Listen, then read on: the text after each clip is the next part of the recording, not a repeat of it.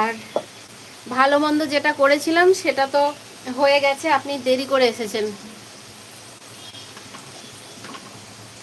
কি আর ভালো মন্দ খাবো বলুন তো, এখানে সবজির যা দাম, ভালো মন্দ আর কিছু খাওয়া যাবে না। রুটি খাই একটা, তার বেশি না। হ্যাঁ, তাহলে রুটিটা আপনি আসুন, ফোনের মধ্যে দিয়ে আমি খাওয়াতে পারি, এই ফোন দিয়ে দেখিয়ে খাওয়াতে পারি, ব্যাস এইটুকু। সামনে থেকে তো খাওয়াতে পারবো না। আজকে বৃহস্পতিবার, নিরামিষ আজকে, সেরকম ভালো মন্দ আর কি রান্না করব। কটায় আসেন আপনি? কটায় এলবিতে আসেন?